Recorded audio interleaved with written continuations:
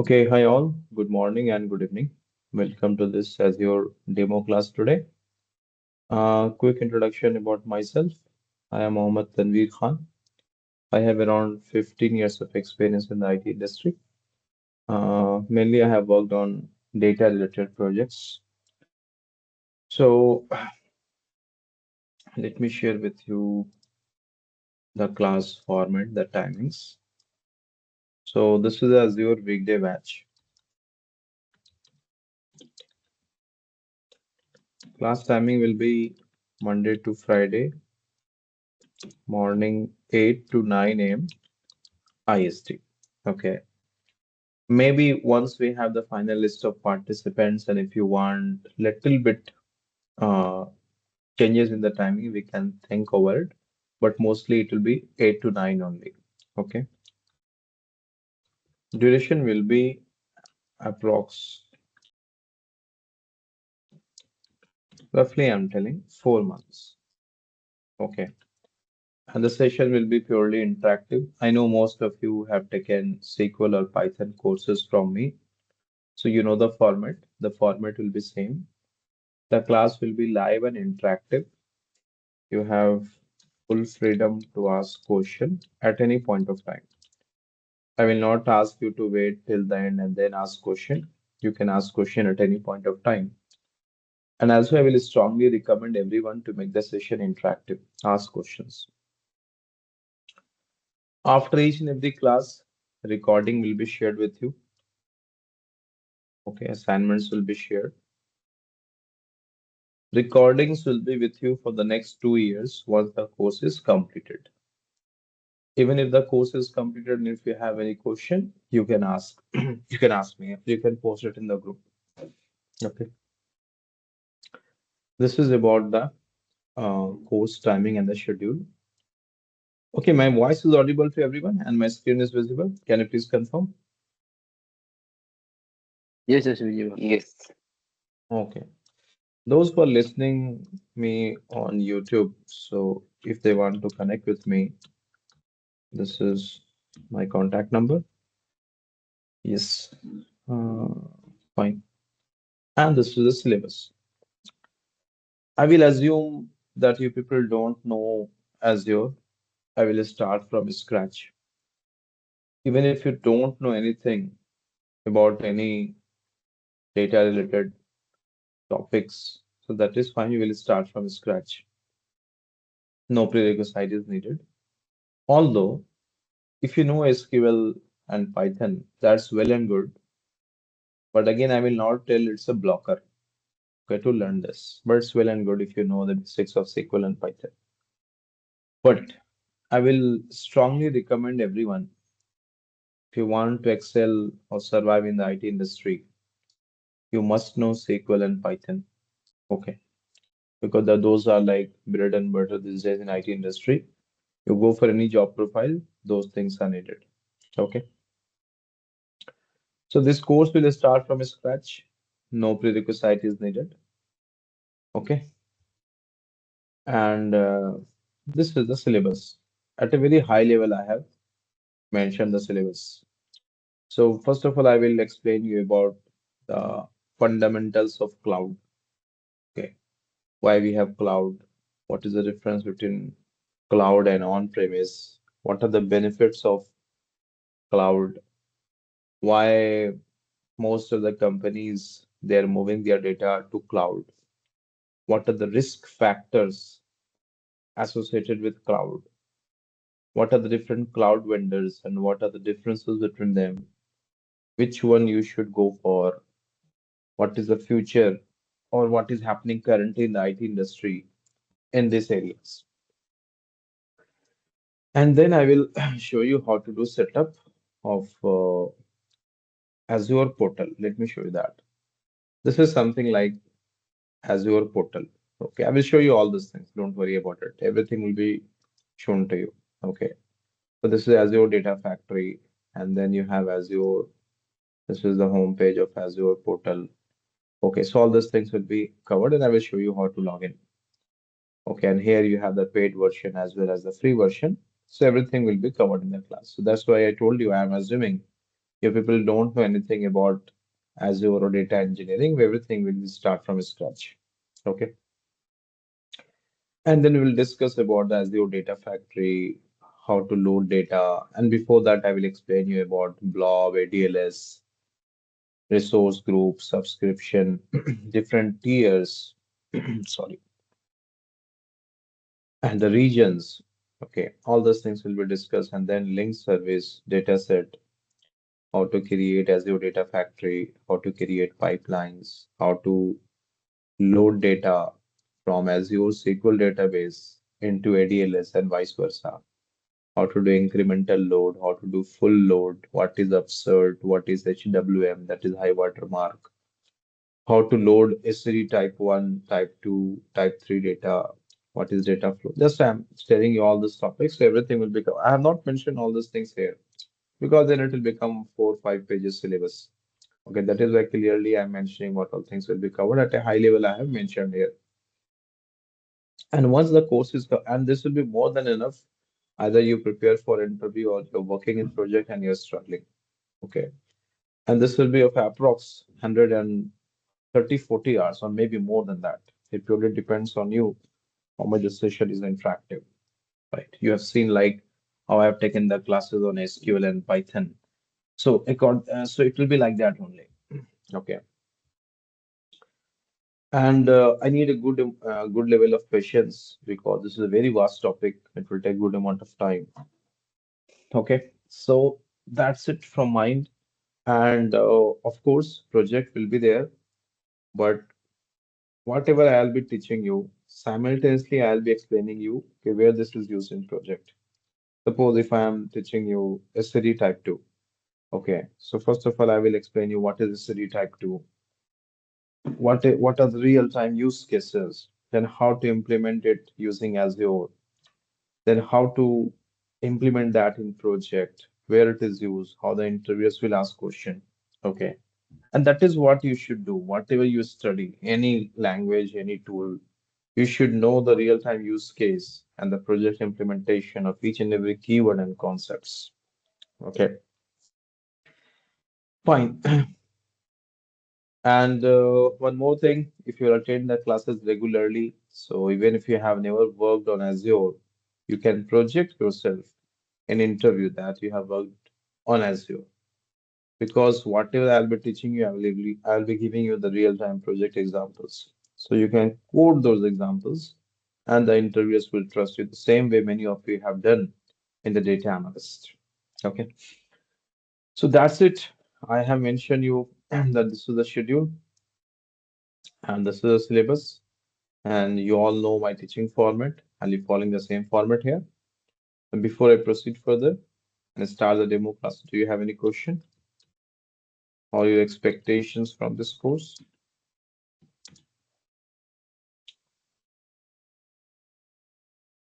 Any question related to syllabus, timing, or any other thing in general? Ah, course fees is rupees 25,000. This has to be paid in installments.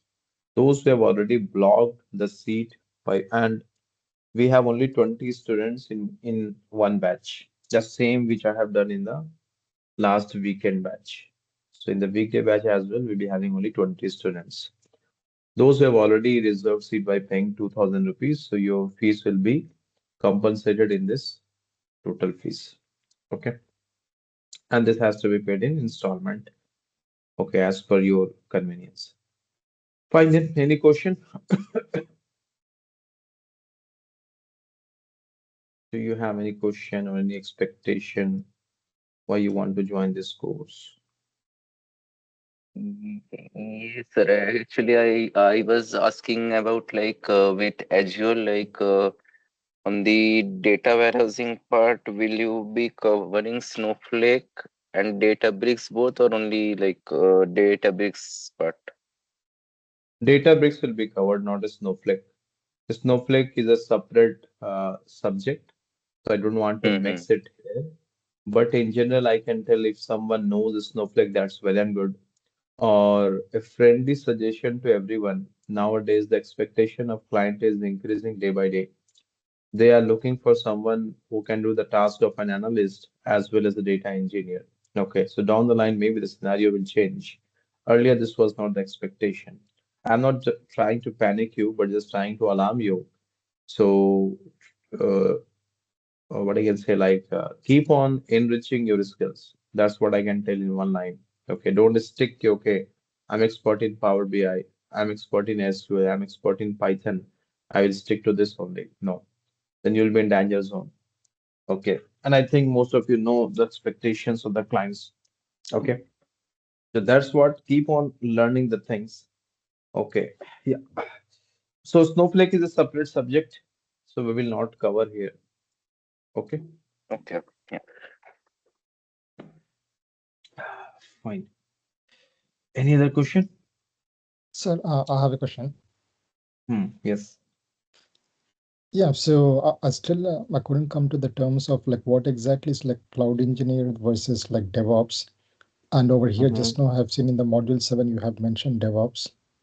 Mm-hmm. So I understand DevOps is an internal part of at a broad level of engineering, which is like Mm-hmm. just building like pipelines. But Mm-hmm. in the real time, how Mm-hmm. exactly is the difference, or like in job terms, the cloud engineer versus like DevOps fit into picture for someone who's Mm-hmm. new to understand? Okay. Okay. I will try to explain this in a very layman term. I will not use the technical jargons to explain this. In a very layman term, I will try to explain this. Okay. And I think same explanation I have given yesterday in my Azure weekend batch. Someone asked similar question. So same example I will quote here.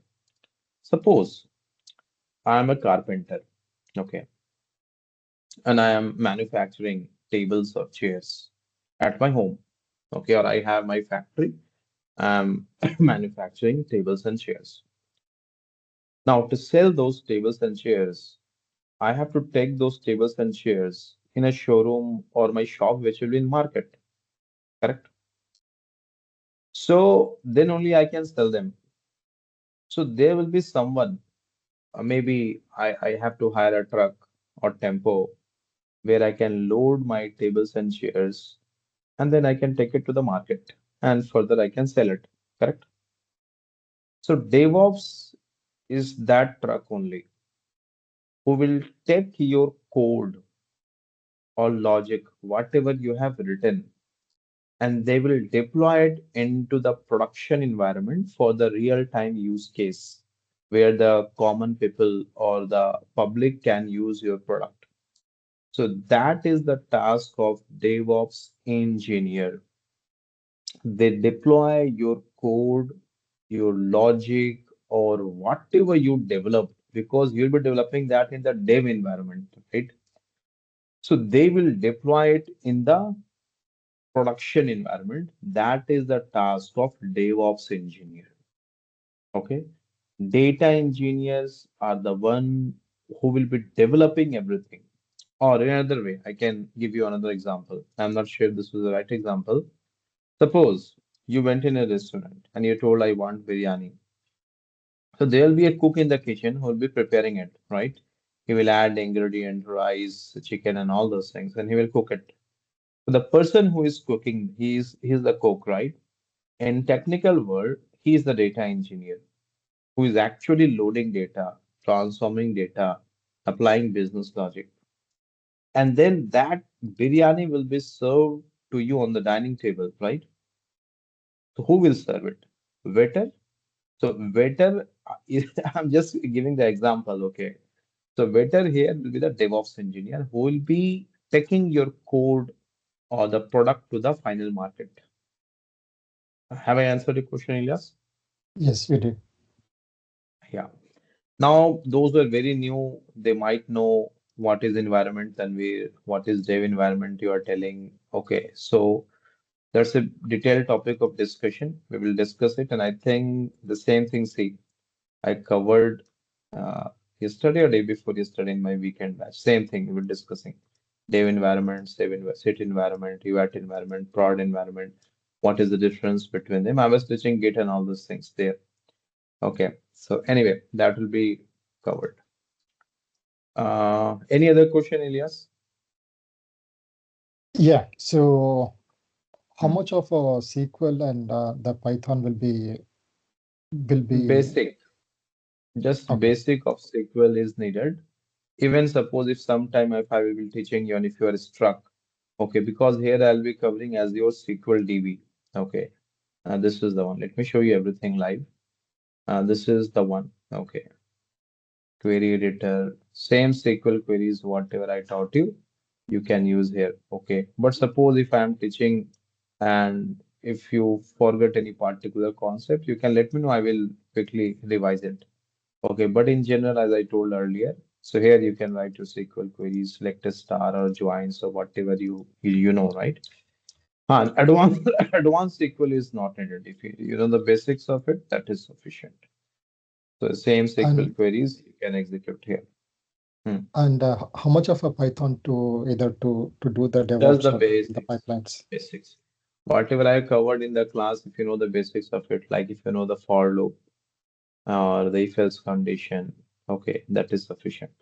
And I repeat, it's still like if I am teaching and suppose if that is not clear to you, you forgot for loop, I will explain it quickly. But it's not possible to go into that in depth how I have covered in my regular Python class. Okay, but I'm repeating, it's always good, or I can tell it's mandatory nowadays to know SQL and Python in the IT industry. Okay. Hmm. Thank you. Any other question? I'm good. Thank you. Okay.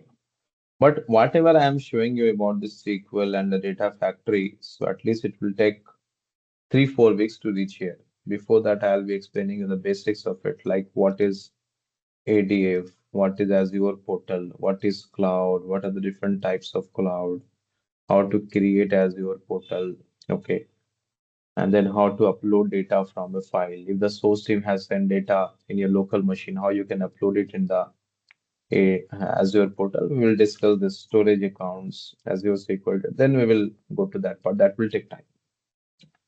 Okay. Sorry to interrupt. I Meanwhile, have one last question. yeah. Yeah, as a data engineer or the cloud engineer, what do you Hmm. feel the 70% of the time or like 60% of the time the person will be involved in? Data engineer or cloud engineer. Can you please repeat your question? Yeah, the course content that I'm seeing over here, this is pretty vast and from like end to end. But in real Hmm. time, after applying the job, I'm assuming that the person will be, once he gets into the role, either like 60 to Hmm. 70% of the time, there will be a repetitive task that the person will be performing. So what do you feel, or what would be the critical role of data engineering or the cloud engineer? Hmm. See, one thing, first of all, cloud engineer is a subset of data engineer. Data engineer is a big word, Okay, or I can tell the core task of data engineers. I'm not telling the only task, I'm telling the core task of a data right. Yeah. engineer is to load data into the data marts or the database or data warehouse or data lake after applying business transformation logics. Data engineers are the one who are loading the data, and then only data analysts will come into picture and they will do analysis. Then business intelligence team will come and they will prepare reports. Then machine learning engineers will come and they will create or develop models. Then AI engineers will come and they will create their GenAI models and all those things. So that is why data engineers are the base. If data engineer is not there in your project, who will load data? And if data is not there, how you can do analysis, right? So it is in huge demand, and I think you all know, or maybe you open Naukri.com or LinkedIn or any other job portal, you will see a lot of requirements for data engineers, especially Azure, because this is Microsoft project, and most of the companies they use Microsoft project. Okay. a Microsoft product. Okay. Any other question, anyone? Feel free and ask question. I know this is a new topic for you, so don't hesitate in asking question.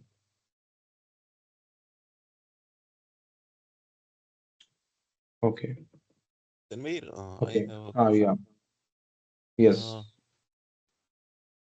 from the project perspective, when we will do the project, then I want to know Hmm. in some scenarios as I see in my company that there are the things like when we deploy the project, sometimes we need to push some new builds. So do we do such things in this data engineering project? And we will create a data platform that like Medallion architecture. There would be the layers which we will be Hmm. using, Yes. or and Yes. other things like when we push the project in a production environment, and sometimes it break down. So we do Hmm. error analysis and fix those things. So we will get that kind of things over here. Hmm. Actually, what you told, it's a very common issue or scenario which happens in each and every data engineering project. It will happen for Mhm. sure. And this is an important aspect which needs to be covered, and we will cover it. This is similar to what I taught in Python, like exception handling. I'm not telling exactly same, I'm just giving one example, right? So same way, all those things will be covered. It's an important topic. It has to be covered here. Okay. Okay, and one more Hmm. thing that as you told, taken the example of biryani and that truck. So Hmm. we will have to get some basic knowledge of that DevOps things, because sometimes what I I saw will in my cover that. company. I will cover. See, Okay. that's why I'm showing you from my last batch. I started with the basics like CI/CD, Git, GitHub. Actually, this topic is going on. 20th December, I have covered this. Okay, so here, like, I started from the scratch. Like, two, three people are working on the same project. Faisal is working, he's pushing some code. Why he has to push the code? Why they all should be in sync? Okay, so it will be covered from scratch. If you know the basics of Git or version control, what is versioning, that is well and good. But I'll be assuming you people don't know anything about it, and I'll be starting from scratch. Great. Great. Okay, Thank you, then. yeah. And no problem. So accidentally the questions what you already asked are same topic we are covering, and like this, like in on each and every day, whatever I'm covering, it will be explaining on on this Excel sheet. Like similarly, how I used to do in my secular Python class. Okay, hmm, fine. So let me start. Because in Uh, most of the courses, hmm, what I saw that they just cover they just give us the basic idea, but in-depth knowledge is not there. That's why hmm, the student face the challenges to get the job offers. So hmm. I'm interested in that thing too much. Sure, sure. Oh, I will try my level best to start from scratch and to give you the in-depth knowledge of each and everything. Like whatever, like suppose if I'm creating linked service, just example I'm giving you. There is a concept of linked service. Why I'm creating that? What is the reason? How it will reflect the data in ADF. So each and everything what we'll be doing, we'll be learning the reason for that, and then it will become interesting. Okay, sorry. Okay, so let me start. And if you have any question, you please ask in between. Okay. So what is Azure? Okay, first of all, see, Azure is not a new technology. Okay, many people think, yo, Azure is something new in the market. Like, suppose if I have to tell about machine learning, then I can tell, yeah, it is something new. AI, yes, it is something new. Gen AI, yes, it is something new. But Azure or AWS or GCP, I will not tell if they are something new or new technology in the market. No, they are like a new wrapper, new product trying to solve the same old problem of ETL. What is ETL? Extract, transform, and load. One thing I want to tell to everyone. See, if you will learn Azure, trust me, it will open doors for a lot of job opportunities for you. Now, why I'm telling you this? I need a strong commitment from you, okay, and dedication, because this will take time. And you have to do some homework as well. Like if I'm telling about ETL, I can tell you ETL is extract, transform, load. But in itself, it's a very big world. Those who have taken ETL classes from me long back, after that, I have not taken any other batch because of time constraint. You know, like 20 to 25 hours. Just we have discussed theoretical ETL. So it's a very big world. And it's not possible for me that I can cover each and every aspect of this in this Azure class. Then we will distract from the topic. Okay. Maybe what you can do, you can check on your own what is ETL, the basics of ETL, that's it. Okay. So Azure is a new product which is trying to solve the same old problem of ETL. ETL means extract, transform, and load. It means extracting the data from multiple sources, transforming it as per the business logic, and finally loading it. Then your data analyst, business intelligence team, machine learning team, AI team, they can use that data and they can do their analysis. Okay. So ETL is the base. Or if I have to explain you in a much simpler term, I can tell you this is ETL. Okay. This is ETL. This is the base. This is ETL. On top of it, you have here data analyst. Okay. On top of it, you have here business intelligence team, which is known as BI. On top of it, you have machine learning engineers, you have AI engineers. So they all are there, but the base is ETL only. Because if you don't have data, what analyst will do? What business intelligence team will do? What machine learning engineers will do? They can't do anything. That is why this is the base. Okay. And that's why earlier during 2010 till 20, you were not having this data engineer job profile. After 2015 is slowly data engineer job profile we have seen in the market. But before that, the job profile was SQL developer or ETL developer. Okay, ETL is a very old topic actually. And during those days, we used to have tools such as Informatica. Okay, then we have Talent. Okay, then we have Click. So these all tools were trying to solve the problem of ETL, or they were trying to implement ETL.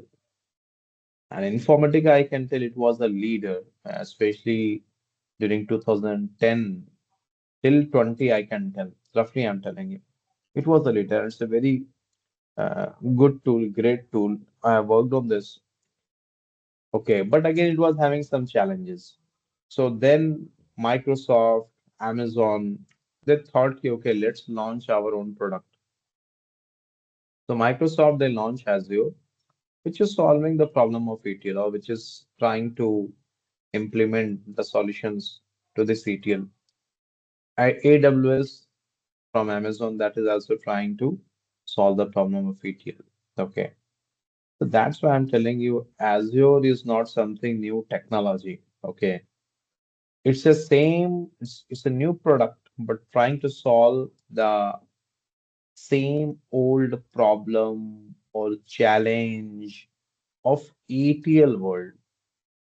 Because ETL world is really very complicated world. Once we'll start working on it, you will see there's a lot of challenges. Okay, if I will start quoting the challenges, it will take a lot of time. So we'll discuss all those things. Okay. So I hope you got an idea what is Azure. Okay. And this is from the Microsoft. So it's also known as Azure is Microsoft Cloud Computing Platform. Many times you will hear this word, Microsoft's Cloud Computing Platform. Now, this cloud word, I know this is a new word for many of you. New means I know you all must have heard about it, but you must be dicey. Okay, what is cloud? Okay, we'll discuss maybe two, three classes we'll be discussing about cloud only. Okay, and why we are telling Azure as a Microsoft's cloud computing platform, we'll discuss all these things. So as of now, just understand Azure is a new product in the market which is trying to solve the same old problem of ETL. Okay, and it's a cloud computing platform. It means data storage, data processing, everything will happen on cloud. And before that, what is cloud? Then we'll discuss it. Okay. Okay.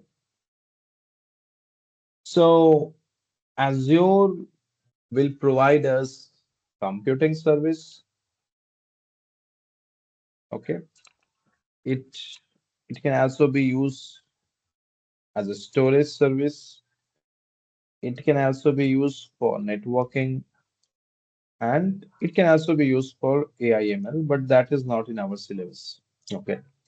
These all tasks can be performed by Azure. Okay.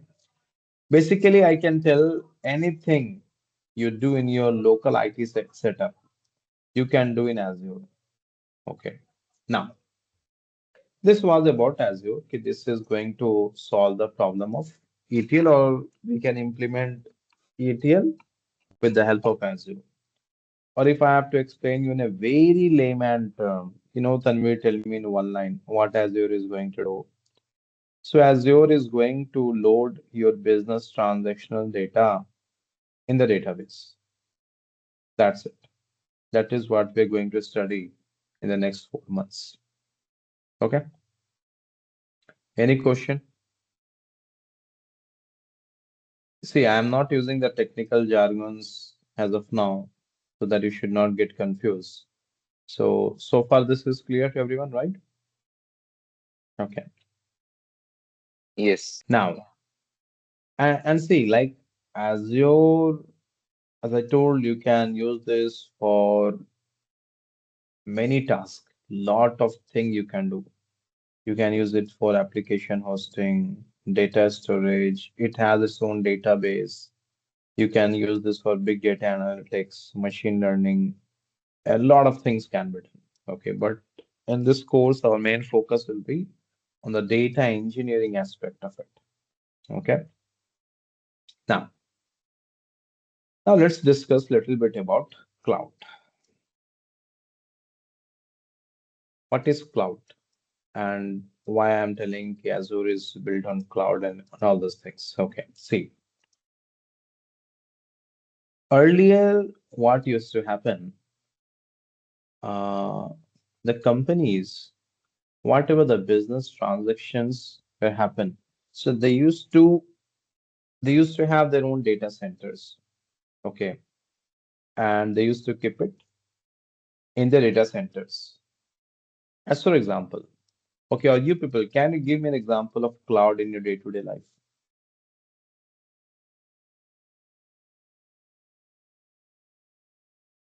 In your day-to-day life, are you using any example of cloud, anyone?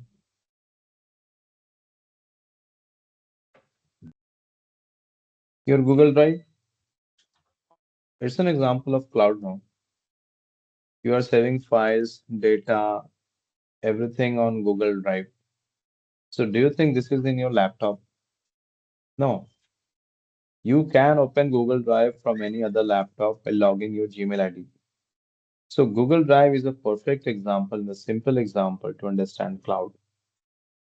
So cloud, what they are doing, suppose, or take another example. I have marriage ceremony at my house. Okay. And let's say I need 100 chairs.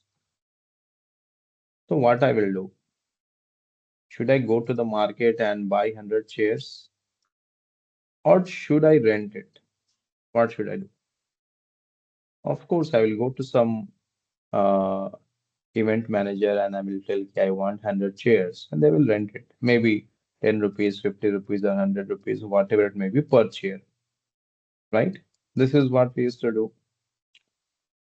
So here I don't have to buy 100 chairs. And suppose if I'm buying 100 chairs, then the headache is where I will store this. Once the marriage ceremony function is over, where I will keep it?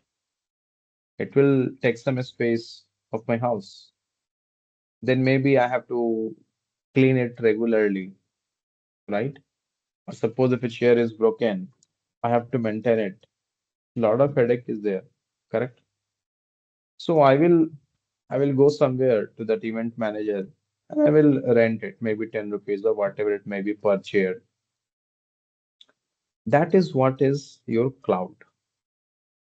So what this Microsoft,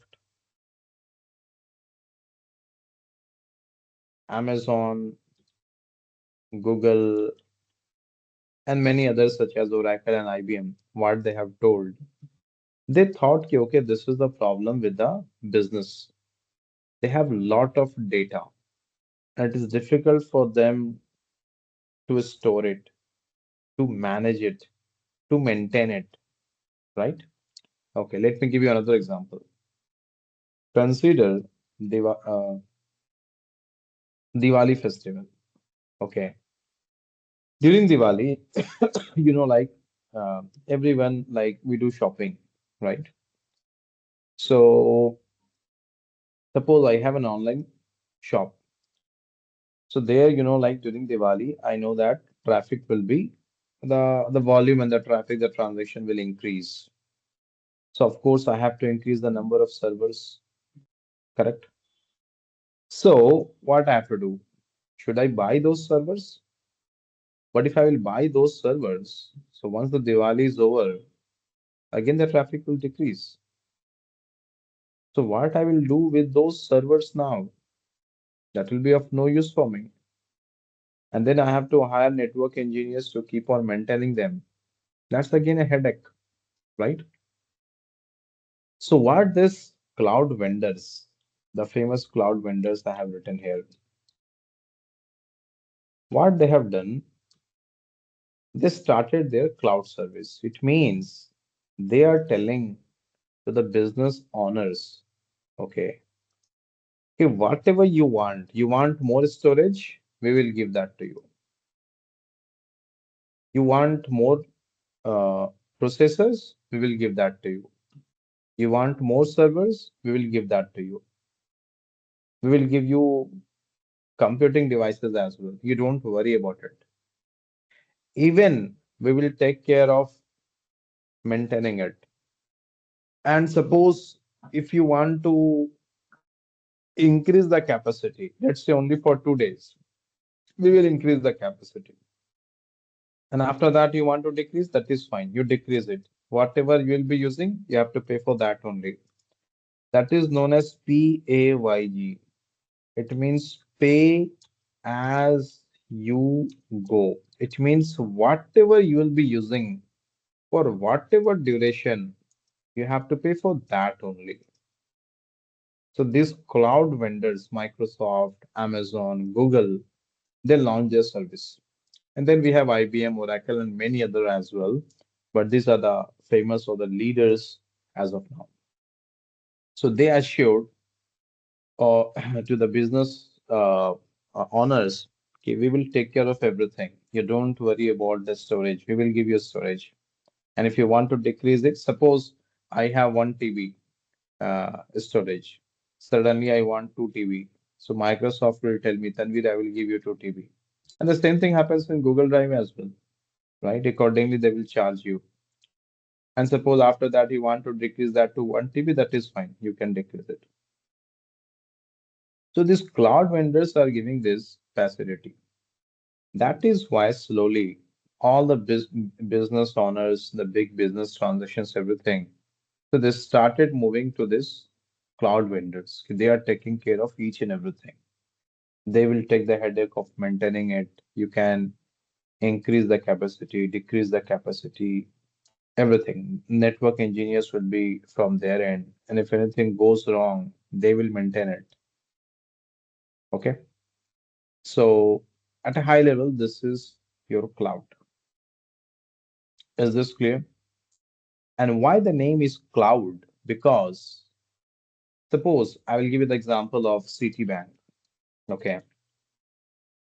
When the Citibank was not using this cloud vendors, so what they will do? All the business transactions, whatever will happen, they will keep in their premise. They will be having their data center. They will be having their network engineers who will be maintaining and storing all these things, right? But once we have this cloud technology, so the Citibank, they hired one among this. Maybe suppose they hired Microsoft and they told, okay, you have to take care of all these things. So now what Microsoft will do? They have their data centers. You might have seen recently, and there was some video, the data centers of Microsoft, and they have kept it somewhere in the ocean, right? And recently, OpenAI is also manufacturing there. I think that is one of the largest data center in US somewhere. Anyway, so now the Citibank, all their data will move from their campus, or that is from their on-premise to the Microsoft data center. And let's say this Microsoft has data center, let's say in Arab or any other country. They used to have in different regions.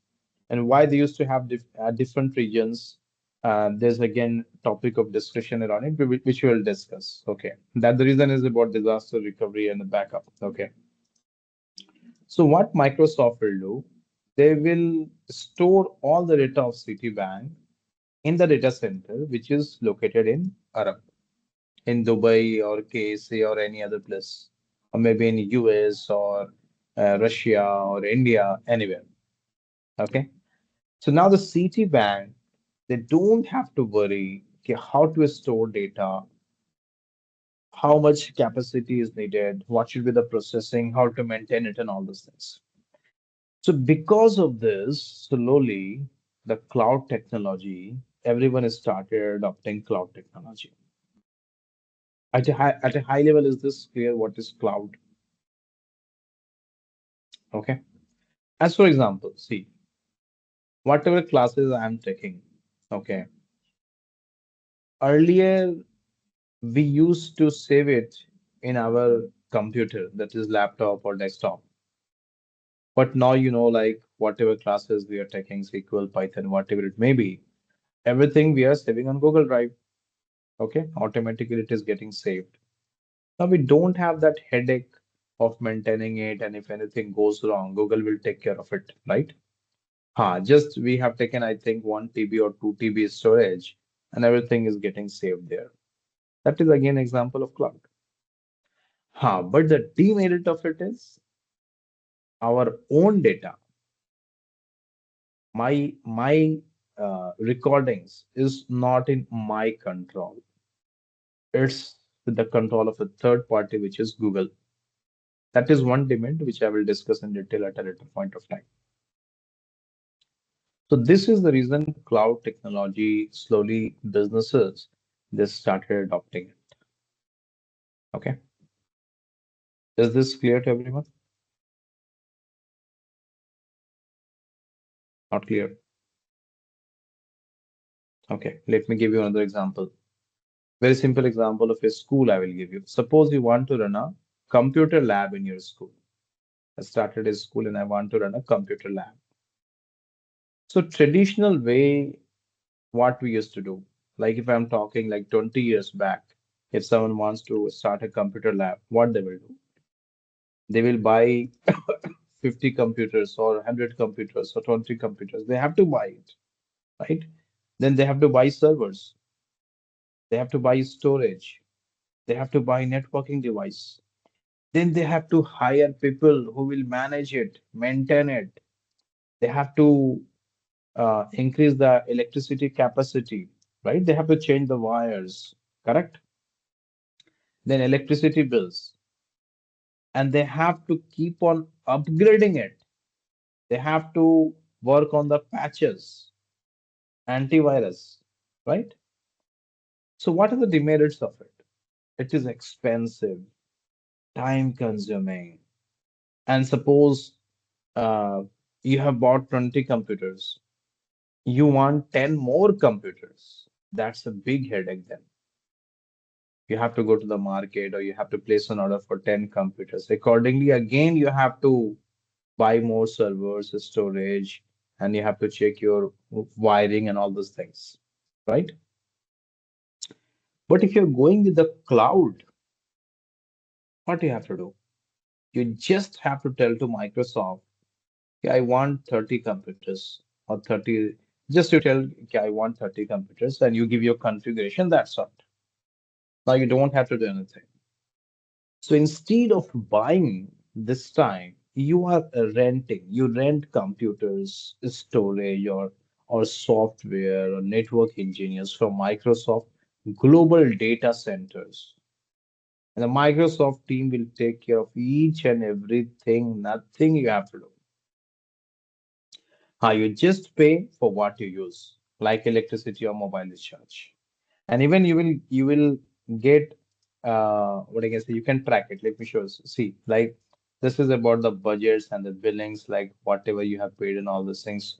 And you can analyze the cost on a daily basis and how much you paid for each and every region, for each and every service, each and every subscription. You can see all these things, what you have paid for what subscriptions, the regions.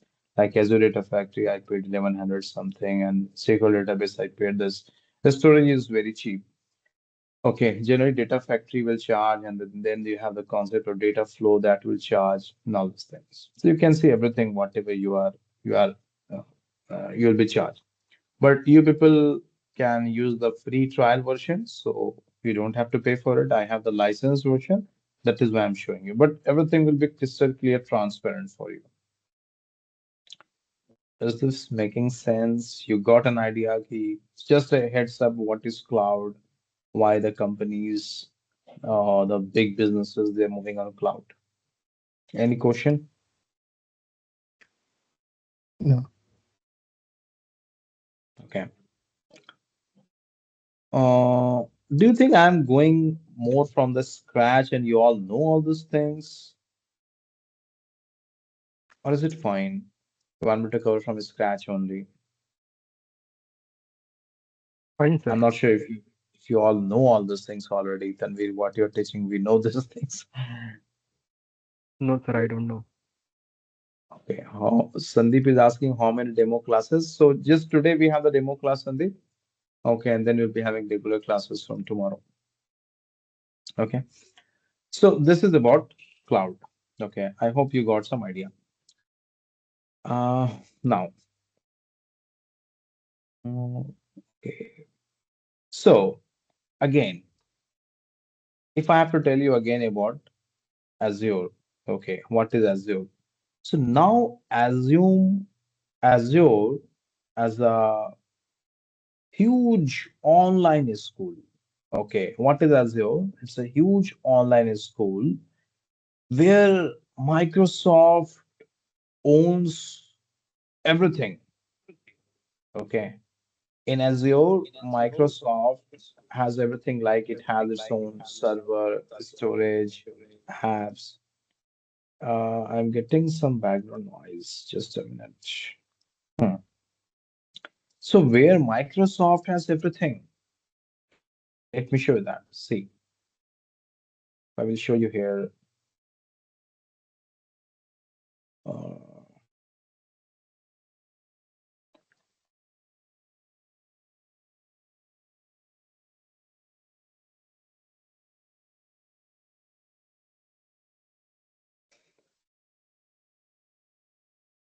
okay. Anyway, see, it has a lot of services, which I will show you down the line, what all things it can do. You can create a resource, and then here you see many things it has. These are the few of the things I'm showing you. Then machine learning, AI apps, analytics, many more things you can do with the help of this. That is why I'm telling you, you can assume Azure as a huge online school where Microsoft owns everything, like it has servers, storage, apps. What you have to do, you just rent what you need. You don't have to buy anything, just you rent it. Okay, fine. Now, here you can rent Azure virtual machine, which I will show you, but which is bit costly.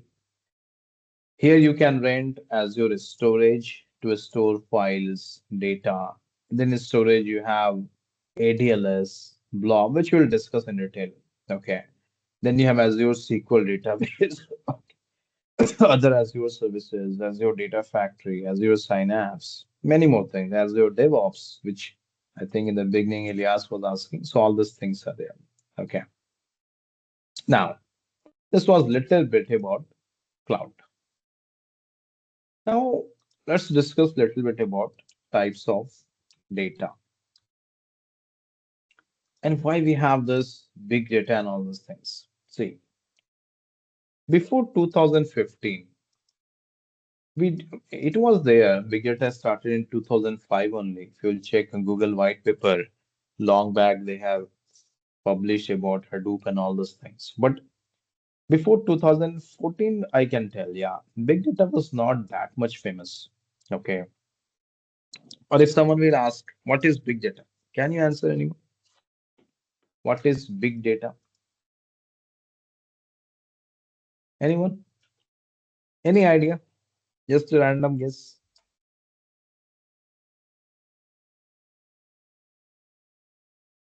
Okay.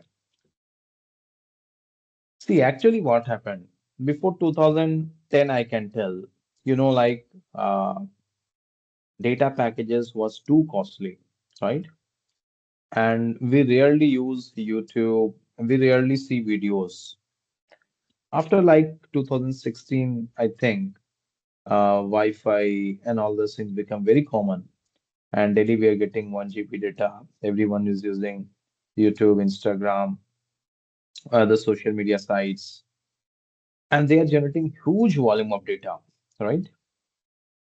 Then the company owners, the stakeholders, in order to understand that how the business is performing, they have to analyze the data now. Like suppose YouTube, if they have to understand how they are performing, so they have to analyze the data. Now, the most of the data what they have is in video format or audio format or image format, correct? Before 2010 or 12, I can tell you, most of the data in this world was structured.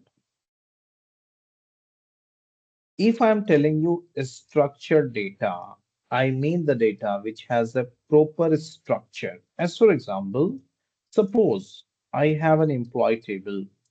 In that table, I have employee ID a column, employee name a column, salary column, location column. So this is known as structured data. Suppose employee ID 1, name is John, salary is 200, location is Delhi. So like this, I can have 1 million rows, 2 million rows. So this is known as structured data because they have a structure. It is making sense. It can be saved in a table format, right? But the video file, the audio file, images, text, PDF, link, your email, these are not structured data. They are either semi-structured or unstructured data. Semi-structured data or unstructured data. And this was the challenge started after 2010. Lot of applications, lot of sources, they started generating this semi-structured or unstructured data. I think you all agree. You now you see lot of video files, audio files, images, links are there, which you have to keep on analyzing.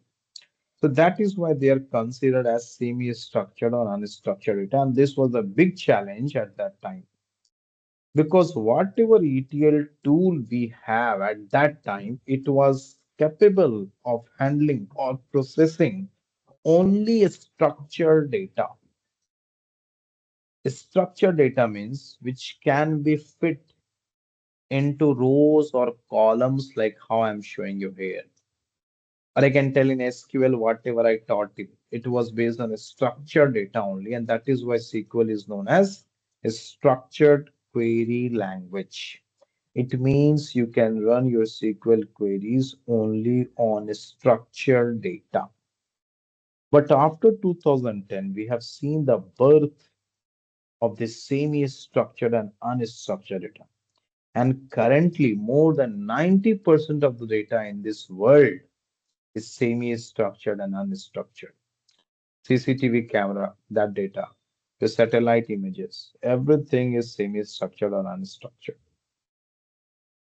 So before 2010, everything was perfect because most of the data was structured. You can store in a table format like rows and columns. You can write SQL queries. You can do everything. Okay. But when we have seen this semi-structured or unstructured data, you cannot store them in table. Can you store a video file in a table format? Can you write SQL queries on top of it? Not possible. So this semi-structured and unstructured data together has given birth to big data.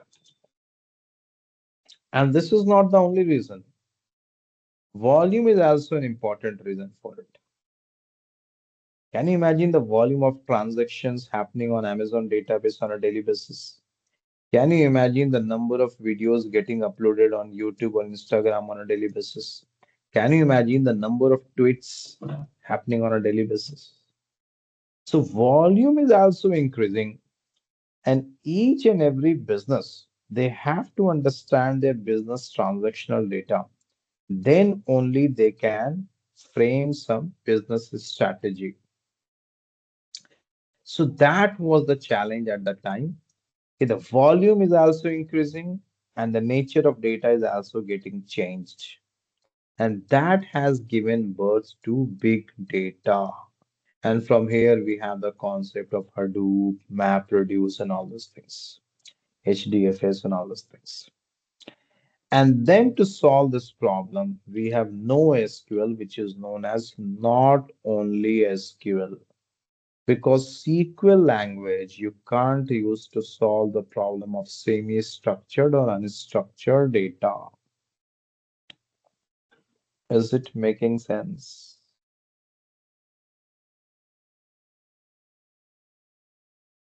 Is this clear? Yeah. Okay.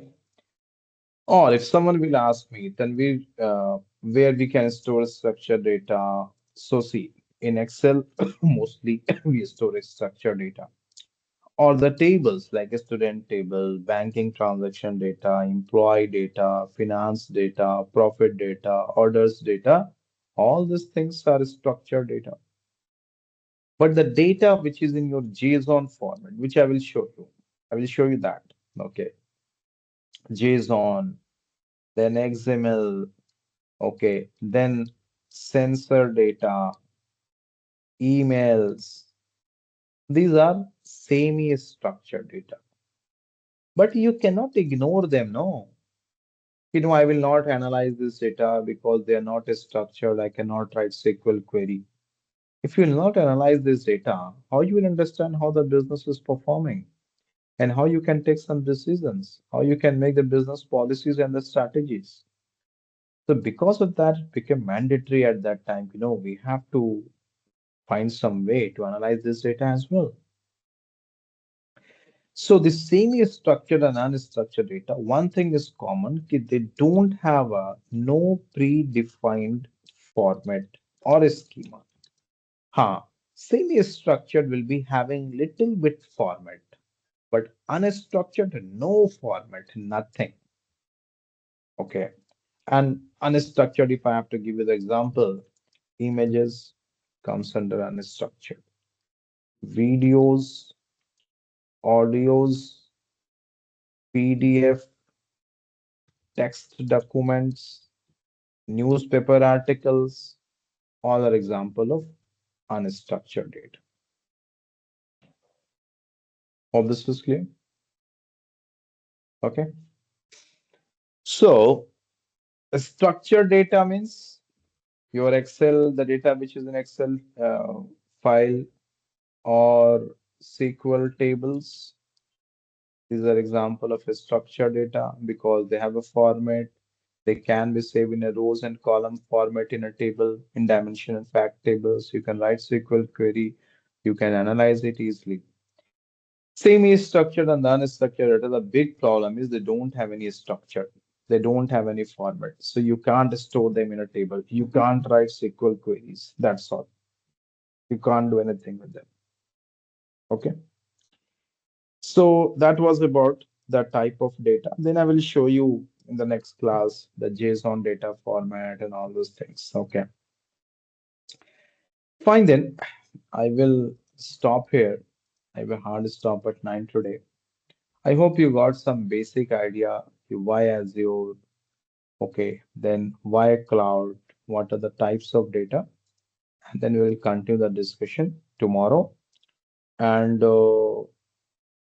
I don't have any PPT. I will run through that because this is purely a practical and a hands-on session. So mostly 99% of the time we'll be working on this Azure only, Azure portal, 99 percentage. Okay, so I don't have any PPT, nothing. And I will request everyone to create your own classroom notes. I also have some notes which I will share with you. Okay, but the session will be purely practical, how to log into this Azure portal, how to create the services, how to create this ADF account, how to create this DevOps and all those things. Okay, fine then. I will stop here. Do you have any question, anyone?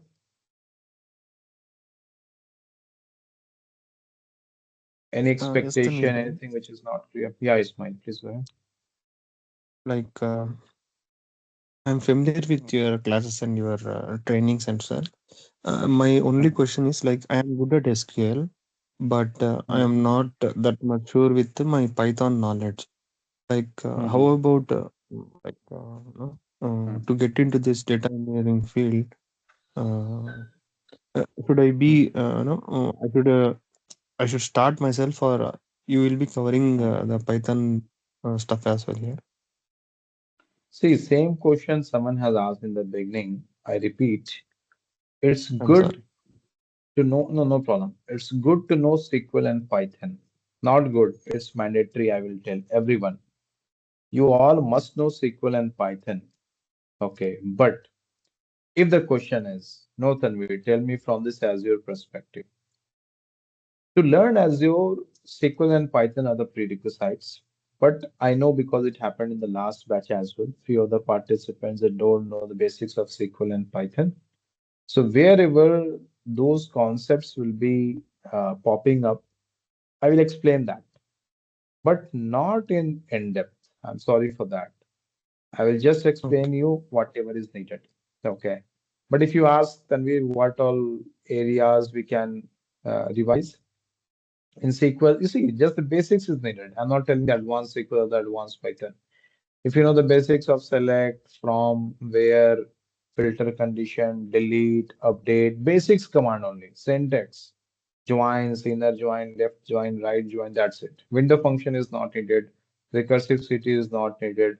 Correlated query is not needed. Only this alone, if you know, that is sufficient.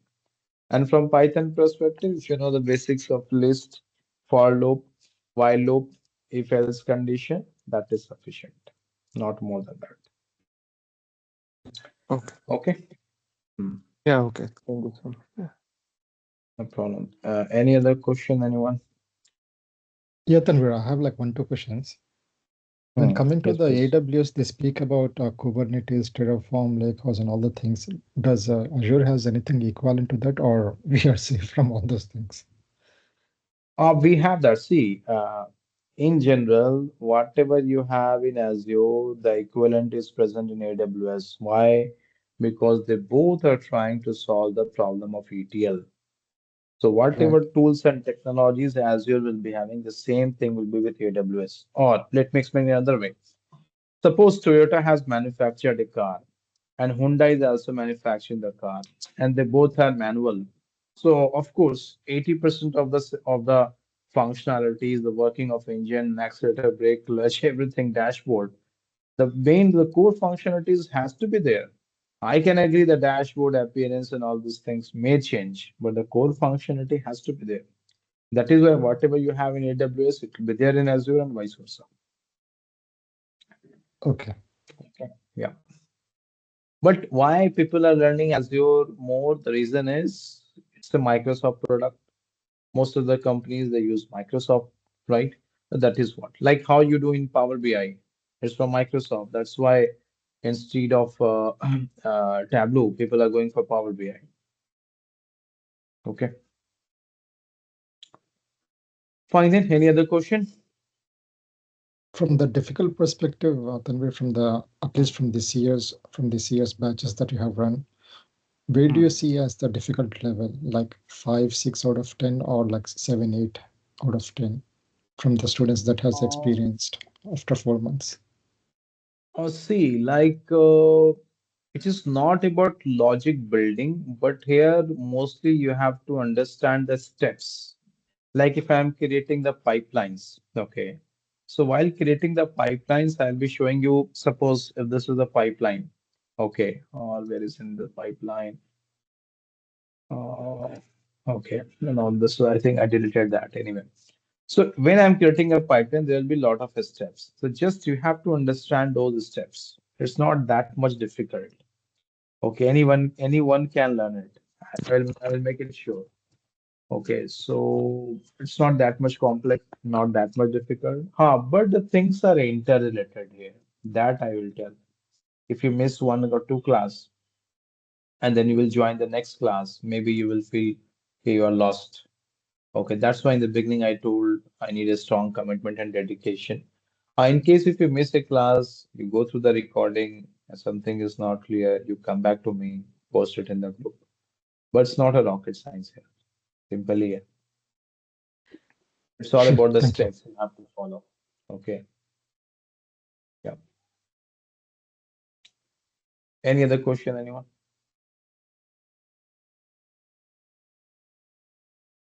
Okay, fine then.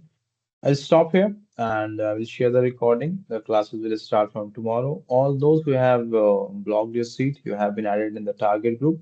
If we have missed anyone, let me know. Please ping in the group. Thanks a lot, everyone. Take care. Bye.